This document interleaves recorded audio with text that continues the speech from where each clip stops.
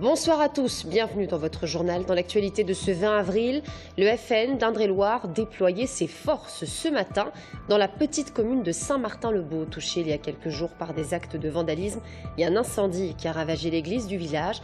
Le FN distribuait des tracts aux habitants. Angélique Delahaye, maire UMP de la commune, dénonce la récupération politique. À Pernay, petite commune d'un peu plus de 1000 habitants au nord-ouest de l'Indre-et-Loire, un homme abat sa femme d'un coup de fusil avant de tenter de mettre fin à ses jours. Il est aujourd'hui entre la vie et la mort. Nous reviendrons sur ce drame familial. 2 hôtels Hilton, l'un 3 étoiles, l'autre 4 étoiles. Samedi, le maire de Tours, Serge Babary, levait le voile sur le projet de réaménagement du haut de la rue nationale. Nous en parlerons ce soir avec Pascal Gomez, directeur adjoint de la SET, Société d'équipement de la Touraine. Il est ce soir notre invité de la rédaction. Bonsoir à tous. Le FN d'Indre-et-Loire débarque à Saint-Martin-le-Beau, cette petite commune de 3000 habitants à 10 km au sud d'Amboise. Pas de hasard, il y a quelques jours à peine, vous le savez, les habitants ont été bouleversés par l'incendie qui a ravagé l'église du village. Plus d'une trentaine de véhicules ont été dégradés, détruits. Le FN était donc sur place à la première heure ce matin pour distribuer des tracts faisant l'apologie de la politique sécuritaire défendue par Marine Le Pen. Florent Carrière. À Saint-Martin-le-Beau, le Front National voulait frapper fort. 4 jours après l'incendie de l'église, 1200 tracts ont été distribués dans la commune. Un tract populiste, diraient certains, où les auteurs de l'incendie sont qualifiés de racailles. Sur le mot racaille? Ah non, c'est un mot français qui appartient à tout le monde et qui décrit bien ce qu'il veut dire. On vise les responsables de ce feu. Et je ne pense pas que ça soit personne, justement. Ça serait dommage que ça reste dans les oubliettes de l'histoire. J'espère que ce drame sera jugé et sera jugé correctement. Parce qu'en fait, il est le reflet d'un laxisme judiciaire sans précédent. Marre des racailles, nous aussi, la sécurité est notre première préoccupation, peut-on lire sur le tract du Front National et ses représentants d'appeler à la tolérance zéro en matière de criminalité. Cette démarche du Front National suscite l'agacement du maire UMP Angélique Delahaye. Colère, parce que je trouve inadmissible que sur des exactions pareilles, on puisse faire de la récupération politique, parce que c'est rien d'autre que de la récupération politique. Je pense que les Saint-Martinois ne seront pas dupes. C'est pas le Front National qui va changer quoi que ce soit aux problèmes que l'on rencontre aujourd'hui à Saint-Martin. Il faut déjà laisser la gendarmerie faire son travail, son enquête. Alors, à quelques mois des régionales, le Front National ferait-il de la récupération politique? Et ça, c'est le choc de la réalité. Voilà où on en est arrivé. Les églises sont ravagées. Cette église a été ravagée par un incendie criminel. On va nous dire qu'on fait de la récupération. Non mais puis quoi encore? On réagit parce qu'il y a quelque chose qui se passe. Et on est là, et vous savez très bien que politiquement on est là parce que la France est infestée de cas comme ça. Officiellement, pas de récupération politique du côté du Front National. Toujours est-il que le parti s'était mobilisé pour cette opération de boitage. Une vingtaine d'élus et de militants avec la ferme intention de faire passer un message. Un drame familial à Pernay hier, une petite commune d'un peu plus de 1000 habitants au nord-ouest de l'Indre-et-Loire. Un homme d'une cinquantaine d'années a battu sa femme suite à une dispute conjugale. Cet homme est inconnu des services de police. Il est aujourd'hui entre la vie et la mort à l'hôpital Trousseau. Le récit d'Aurélie Renaud. Tout commence par une course-poursuite sur ces routes de campagne, dimanche aux alentours de midi. Dans une des voitures, la victime et sa sœur, dans l'autre, son mari. Après un tête-à-queue, les 2 voitures sont immobilisées ici dans ce virage situé à Pernay, un virage bordé d'habitations. L'homme serait alors sorti de son véhicule, fusil à la main, menaçant de tirer si sa femme ne le suivait pas. Il tire à 2 reprises, touchant sa femme en plein abdomen. Alertés par un riverain, les secours n'ont rien pu faire pour la victime qui décédera sur place. Selon les premiers éléments de l'enquête, cette dernière aurait quitté le domicile conjugal situé à Ambilloux il y a 2 mois, une situation que son mari ne supportait pas. Ce dernier a été retrouvé inanimé hier en fin de journée à son domicile. Il avait tenté de se suicider en se tirant une balle en pleine tête. Transporté à l'hôpital Trousseau, il devait être opéré la nuit dernière. 2 hôtels Hilton, l'un 3 étoiles, l'autre 4 étoiles. Samedi, le maire de Tours, Serge Babary, levait le voile sur le projet de réaménagement du haut de la rue nationale. À quoi ressemblera la nouvelle entrée de la ville? 4800 m² de commerce, une quarantaine de logements. Le projet, initié par Jean Germain sous l'ancienne municipalité, a été dévoilé au public. Romain Delville.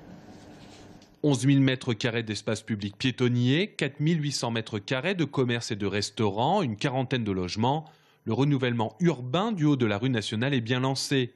Et pour se le représenter, la maquette a été présentée samedi matin avec en point d'orgue de cette présentation l'annonce du groupe hôtelier qui va occuper les 2 tours. Ce sera Hilton avec un hôtel 3 étoiles et un hôtel 4 étoiles pour un total de 170 chambres. Ce grand groupe international, le premier groupe international hôtelier, a choisi Tours après une étude assez précise pour son développement européen actuel. Tours, du fait de sa qualité de porte d'entrée dans la vallée de la Loire pour les touristes internationaux qui sont très attentifs aux villes qui possèdent cette enseigne. Partiellement restauré par l'architecte Pierre Patou après la Seconde Guerre mondiale, le haut de la rue nationale va être enrichi de 2 hôtels en symétrie comme une nouvelle porte d'entrée dans la ville. Côté Loire, le vert dominera pour fondre côté ville vers du minéral. Andrew Hobson, architecte de l'Opéra de Shanghai, a imaginé le projet avec comme contrainte de briller sans faire clinquant et de mêler la modernité avec le caractère historique des lieux à quelques mètres de l'église Saint-Julien. Certes, ça apporte de l'activité économique, mais nous devons réussir ce mariage avec le tissu urbain existant pour que le projet soit une évidence, qu'il se marie bien avec le site dans lequel il se trouve. Avec la rue nationale, on a tendance à penser nord-sud, sauf qu'avec le futur centre de création contemporaine Olivier Debray et le passage par le jardin François Ier, les piétons vont aussi retrouver le goût de l'est-ouest, de la fac des tanneurs à l'église Saint-Julien, le tout sans slalomer entre les voitures garées. Historiquement implanté en point bas, avec l'église Saint-Julien, l'abbaye bénédictine. Et puis cette diagonale qu'on sent tout de suite sur le site, entre Saint-Julien, Saint-Gatien, qu'on embrasse d'un regard au pied du centre Olivier Debray, du centre d'art contemporain Olivier Debray, et vers Saint-Julien et Saint-Gatien, vers l'université. Les constructions devraient commencer au début de l'année 2016. Pour le moment, le concessionnaire du projet, la SET, Société d'équipement de Touraine, continue les négociations avec les derniers commerçants de la rue. On a essayé d'être le plus proche d'eux possible et de les aider à retrouver quand on pouvait. On a pu avoir des accords avec près des 3/4 d'entre eux. Il reste actuellement 3 commerces sur lesquels nous sommes en négociation encore avec eux. Si le projet samedi a été une découverte pour beaucoup, ce n'était pas le cas des membres de l'ancienne majorité municipale. Après le CCC Olivier Debray, avant le projet MAM, ils étaient nombreux samedi matin, comme pour veiller à l'héritage urbanistique de l'ancien maire de Tours. Vous avez actuellement, devant cette maquette qui vous est présentée ce matin, le projet que nous avions élaboré. Et je suis très fier, et en souvenir de Jean Germain, très fier que ce projet soit maintenu et dans son état. Les travaux de démolition pourront commencer après le mois de juin. La finalisation du projet est prévue d'ici fin 2017, début 2018. Et le projet global d'aménagement doit générer au moins 100 millions d'euros de génie civil et Fage en tête. Et nous en parlerons avec Pascal Gomez, directeur adjoint de la SET, Société d'équipement de la Touraine. Il est notre invité de la rédaction ce soir. Politique, vous le savez, la commission d'investiture de l'UMP a désigné Guillaume Pelletier, le maire de Nans-sur-Beuvron en Loire-et-Cher, pour mener la liste du parti aux élections régionales des 6 et 13 décembre prochains dans le centre Val-de-Loire. François Bonneau, le président de région, réagit ce soir à cette désignation. Il évoque notamment les débuts de Guillaume Pelletier au Front national de la jeunesse entre 1996 et 2000. On l'écoute. Simplement vu dans les titres de la presse et notamment des médias numériques au moment de l'annonce de la candidature UMP, on mettait candidat de l'UMP, chien fou de l'UMP, et puis il y avait un autre titre qui était candidat de l'UMP ex-FN. J'ai pensé à ce moment-là, à 1998, quand la gauche rassemblée, unie avec le centre, avait fait en sorte que certaines unions dangereuses ne puissent se développer dans notre région. La droite choisit là un candidat qui rappelle des choix politiques qui ont été rejetés et condamnés en 1998.